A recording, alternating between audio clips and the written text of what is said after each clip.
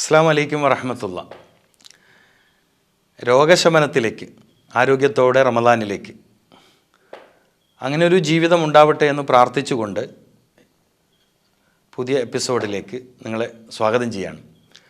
അതായത് ഞാൻ പറയാനും കൂടുതലായി നിങ്ങളിലേക്ക് എത്തിക്കാനും ആഗ്രഹിക്കുന്ന വാക്ക് രോഗശമനം സാധ്യമാണ്. പക്ഷേ അതാദ്യം നിങ്ങളുടെ മനസ്സിൽ രൂപപ്പെടണം. കാരണം നിങ്ങളുടെ ഡോക്ടർ നിങ്ങളാണ്. നിങ്ങളുടെ ഏറ്റവും എഫക്റ്റീവായ മെഡിസിൻ നിങ്ങളുടെ മൈൻഡാണ്. അതായത് നിങ്ങളിൽ ഏറ്റവും എഫക്റ്റ് ചെയ്യുന്ന മെഡിസിൻ എന്ന് പറയുന്നത് നിങ്ങളുടെ മൈൻഡാണ്. ഞാനൊരു സൈക്കോളജി പറയാനല്ല ആഗ്രഹിക്കുന്നത്. ട്രീറ്റ്മെൻറ്റ് എന്ന് പറയുമ്പം ഡോക്ടറെ കാണണം, അദ്ദേഹം നിർദ്ദേശിക്കുന്ന മെഡിസിൻ എടുക്കണം, അവർ നിർദ്ദേശിക്കുന്ന ന്യൂട്രീഷൻ ഫുഡ് കീപ്പ് ചെയ്യണം, ഒക്കെ വേണം. പക്ഷേ രോഗശമനം എന്ന സ്വസ്ഥതയിലേക്ക് നിങ്ങൾ എത്തണമെങ്കിൽ അതൊരു സ്വസ്ഥതയാണല്ലോ. അപ്പോൾ രോഗശമനം എന്ന സ്വസ്ഥതയിലേക്ക് നിങ്ങൾ എത്തണമെങ്കിൽ അത് തുടങ്ങേണ്ടത് നിങ്ങളുടെ മൈൻഡിൽ നിന്നാണ്. അത്തരമൊരു മൈൻഡ് ക്രിയേറ്റ് ചെയ്യണമെങ്കിൽ ഫസ്റ്റ് വൺ, നമ്മൾ അതിൻ്റെ ഒരു വചനം, രോഗശമനം സാധ്യമാക്കുന്ന ഒരു വചനം. ഇനി ഏറ്റവും സ്വാഭാവിക രീതിയിൽ ഞാൻ പറഞ്ഞാൽ രോഗശമനം സാധ്യമാക്കുന്ന ദിക്ർ, നമ്മുടെ ഒരു നാട്ടുഭാഷയിൽ പറഞ്ഞാൽ രോഗശമനം സാധ്യമാക്കുന്ന പ്രാർത്ഥന. അത് നമ്മൾ മലയാളികളാണ്, ഞാനും എന്നെ കേൾക്കുന്ന നിങ്ങളും മലയാളികളാണ്. ദിക്ർ എന്ന് പറയുമ്പോഴത്തേക്കും അറബി തന്നെ വേണമെന്ന ഒരു വാശി നമ്മളിൽ ഉണ്ടാവരുത്. കാരണം അള്ളാഹുവിനറിയാത്തൊരു ഭാഷ ഉണ്ടോ? അള്ളാഹു സൃഷ്ടാവാണെങ്കിൽ ഇക്കണ്ട സർവ്വ സൃഷ്ടികളുടെയും ഭാഷ അവൻ അറിയണ്ടേ? അപ്പോൾ നിങ്ങൾക്ക് ഏറ്റവും ഹൃദയത്തിൽ തട്ടിയിട്ട് നിങ്ങളുടെ രക്ഷിതാവിനോട് ഏത് ഭാഷയിലാണോ സംസാരിക്കാൻ പറ്റുക, ആ ഭാഷയിലാണ് നിങ്ങളുടെ ദിക്റും നല്ലത്. അപ്പോൾ രോഗശമനത്തിൻ്റെ ദിക്ർ എന്ന നിലയിൽ ഏറ്റവും വേഗത്തിൽ നിങ്ങളെ രോഗമുക്തിയിലേക്ക് എത്തുന്ന ഒരു വാക്കാണ് ഞാൻ ഇന്ന് നിങ്ങളെ പഠിപ്പിക്കാൻ ആഗ്രഹിക്കുന്നത്. എന്താണിത്? എൻ്റെ രോഗം എൻ്റെ റബ്ബ് എനിക്ക് ശിഫയാക്കി തരും. ഇതേതെങ്കിലും അറബി ഗ്രന്ഥങ്ങളിലുള്ളൊരു വചനമല്ല. എൻ്റെ രോഗം എൻ്റെ റബ്ബ് എനിക്ക് ശിഫയാക്കി തരും. ഇത് നിങ്ങളിൽ ഉണ്ടാക്കുന്ന ഉൾക്കരുത്ത്, അതായത് മനക്കരുത്ത് എന്ന് പറയുന്നതിൻ്റെ മറ്റൊരു പ്രയോഗമാണ് ഉൾക്കരുത്ത്. നിങ്ങളിലുണ്ടാക്കുന്ന ധൈര്യം വലുതായിരിക്കും. കാരണം എൻ്റെ റബ്ബ് എന്ന ആ വാക്കില്ലേ, അതായത് എൻ്റെ രക്ഷിതാവ് എന്നാണ് അതിൻ്റെ മലയാളം. അപ്പം എൻ്റെ രോഗം എൻ്റെ രക്ഷിതാവ് എനിക്ക് മുക്തമാക്കി തരും, ശിഫയാക്കി തരും എന്ന് പറയുമ്പോൾ എന്താ സംഭവിക്കുന്നത്? നമ്മുടെ വിശ്വാസപ്രകാരം ഈ ശരീരത്തിൻ്റെ ക്രിയേറ്റർ, അതുകൊണ്ടാണ് ഇസ്ലാമിക വൈദ്യശാസ്ത്രത്തിൽ ക്രിയേഷണൽ ബയോളജി എന്നൊരു വേർഡ് വന്നത്. പൊതുവേ നമ്മുടെ സമൂഹത്തിലെ കുട്ടികൾ പഠിക്കുന്നത് എന്താ? ഫങ്ഷണൽ ബയോളജിയാണ്. ഓക്കെ, നമ്മെ സംബന്ധിച്ചിടത്തോളം ഇസ്ലാമിക ശാസ്ത്ര ലോകത്ത് പരിചയമുള്ളൊരു വേർഡാണ് ക്രിയേഷണൽ ബയോളജി. ഇതറിയുന്ന കേരളീയ പ്രതിഭയായിരുന്നു, ഞാൻ എൻ്റെ പല സ്പീച്ചിലും പറഞ്ഞൊരു പ്രതിഭയായിരുന്നു വെളിയങ്കോട് ഉമർ ഖാലി എന്ന ശാസ്ത്ര പ്രതിഭ. അപ്പോൾ എൻ്റെ രോഗം എൻ്റെ രക്ഷിതാവ്, അതായത് എൻ്റെ റബ്ബ് എനിക്ക് ശിഫയാക്കി തരും എന്ന ബോധവും ആ ബോധത്തിൽ നിന്നുണ്ടാകുന്ന വചനവും,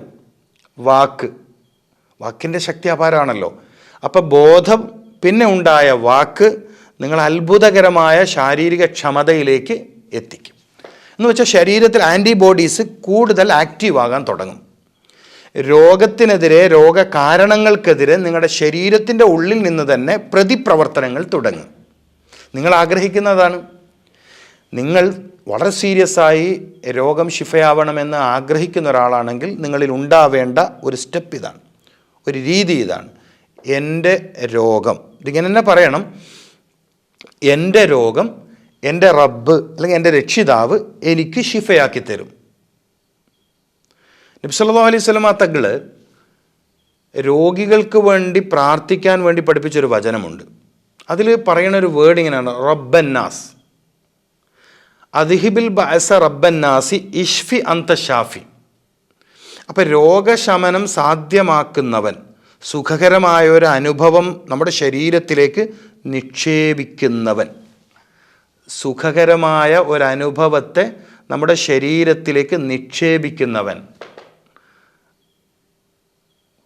വല്ലാത്തൊരു വാക്കാണത്. ഇത് എൻ്റെ ഈ സ്പീച്ച് കേൾക്കുമ്പോൾ തന്നെ നിങ്ങളൊന്ന് പറഞ്ഞു നോക്കൂ, നിങ്ങളൊന്ന് എൻ്റെ കൂടെ ഒന്ന് ട്രൈ ചെയ്ത് നോക്കൂ.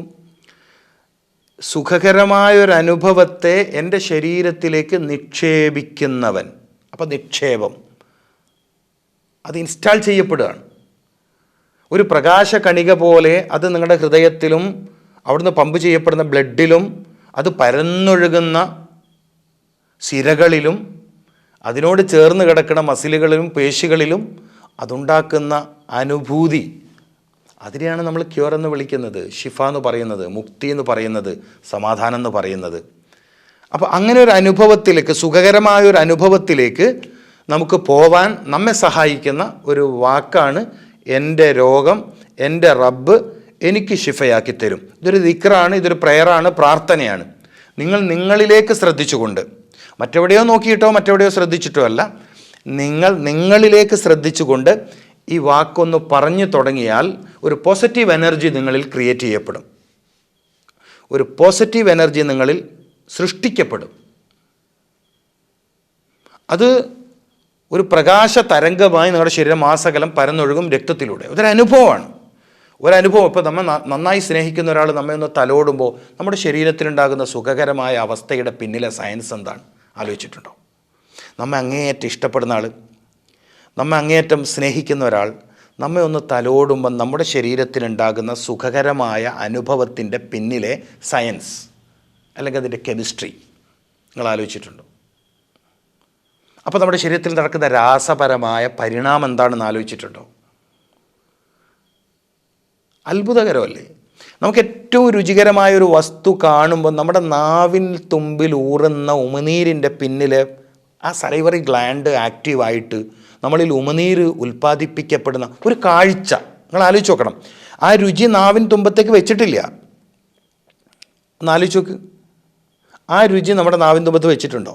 ആ കാഴ്ച നമ്മളിൽ സൃഷ്ടിക്കുന്ന ഒരു അനുഭൂതി നമ്മളിൽ നനവുണ്ടാക്കുകയാണ്, അത് നമ്മൾ ആസ്വദിക്കുകയാണ്.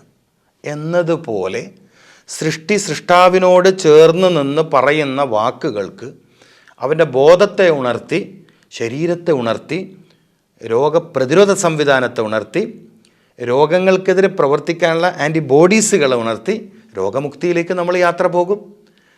അപ്പോൾ ഞാൻ എപ്പോഴും പറയാൻ ശ്രമിക്കുന്നൊരു വാക്കുണ്ട്, രോഗമുക്തി മരുന്നുകൊണ്ട് മാത്രം സാധ്യമല്ല, രോഗശമനം മരുന്നുകൊണ്ട് മാത്രം സാധ്യമല്ല. തീർച്ചയായും തുടർന്നും നമുക്കിത് പഠിക്കാം. അസ്സലാമു അലൈക്കും വറഹ്മത്തുള്ളാഹി.